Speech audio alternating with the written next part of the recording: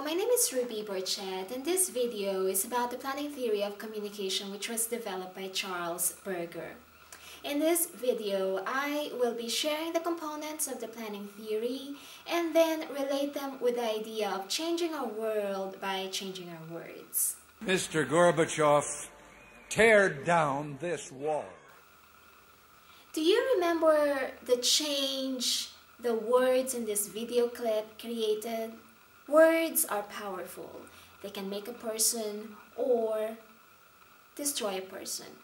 They can move a society and drive people to create a change. For most of us, we probably have a phrase or a quote that we always remember and has created a great impact into our lives, either positively or negatively. In today's world, it seems like the quality of words that we create are quick and tend to have undesirable effects. We say words that we regret the moment we author them. That is the bad news. The good news is the words and messages come from our inner thoughts. We choose what we think. We develop cognitive plans which serve as a guide or guides in creating and deploying our messages. That is what the planning theory is all about.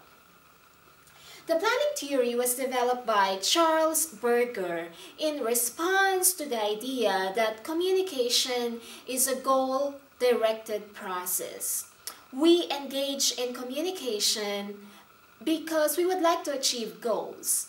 We create plans and use them as a guide to reach our goals. Goals and plans are the two elements of the planning theory. Goals refer to those end states or those desired end states that we strive for. And plans are hierarchical, mental or cognitive representations of goal-directed action sequences. For instance, you are a supervisor and you need to deliver a performance feedback to an employee. This employee is not performing well. You then create a plan in your mind on how you are going to say to this person that he or she is not performing well. You think, are you going to present to him or her those instances that you picked up his or her slack? Or is it better to start the conversation by describing the effects of his or her poor work performance? Before you engage in conversation with that person, you think of the best possible means to deliver that message. You plan. Because we are social beings, one of the most important goals that we consider whenever we create plans is social appropriateness. Charles Berger described this as meta-goal. They are not our central goal, but they are part of the planning process and has an influence on the subordinate and superordinate goals. In our example, before the supervisor decide of the best words to say to the person that his or her work performance is poor, the supervisor also considers the kind of relationship he or she has with that person and how it will be affected by acting on his or her goals. Charles Berger described two significant concepts of the planning theory. One is human as social actors create plans to meet social goals. The other one is human acts on plans. The first concept involves the planning process, which is described as a multi-stage activity that produces a plan to be implemented in action. Planning is a process by which we choose a course of action. It involves activities such as deciding what we want, formulating a plan, dealing with issues and adversities, assessing situations, making choices, and eventually implementing an action. In other words, planning involves situational assessment and goal selection. In the planning theory, the hierarchy principle is also described. Goals are in the form of hierarchies. In these hierarchies lie sub-goals that are less abstract knowledge or less abstract goals, and they are nested under the superordinate or ultimate goals. The hierarchy principle of planning is manifested whenever we are in a situations like thwarting. Sometimes after a plan is formulated, the plan cannot be carried out as anticipated. Our first response then is likely an involvement of low-level plan hierarchy alteration.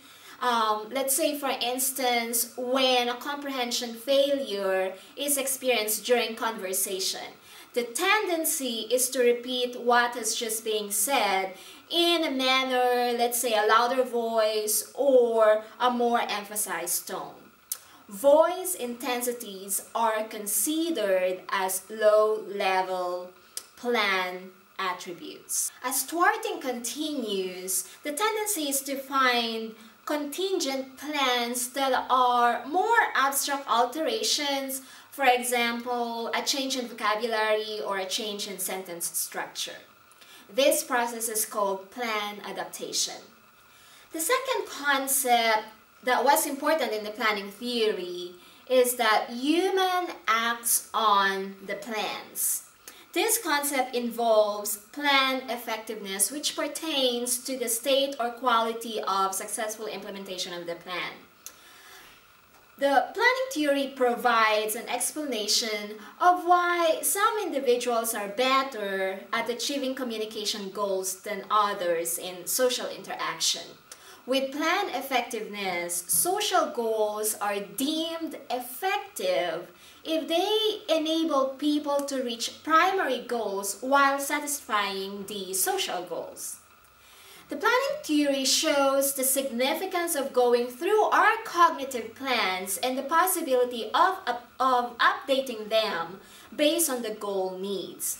This theory shows that as social actors, we have the ability to pre-plan our messages. Through the planning process, we are able to design messages that are appropriate for the goals that we set. One of the challenges in today's world is the way people create their communication goals.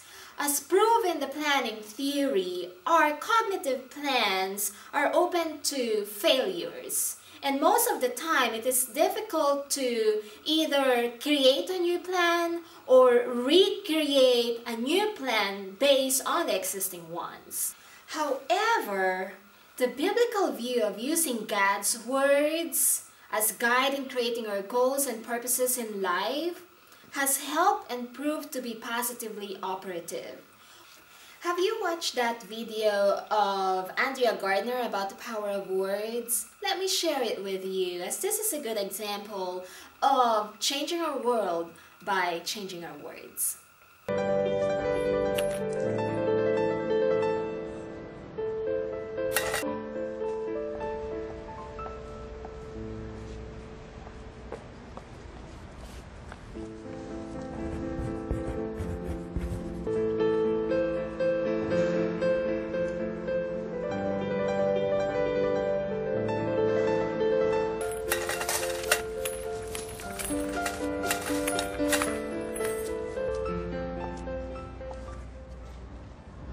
What did you do to my sign?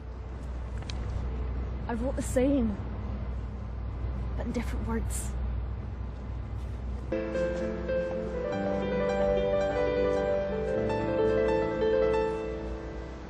Indeed, there is power in our words. In the planning theory of communication, it is shown that we are capable of designing our messages.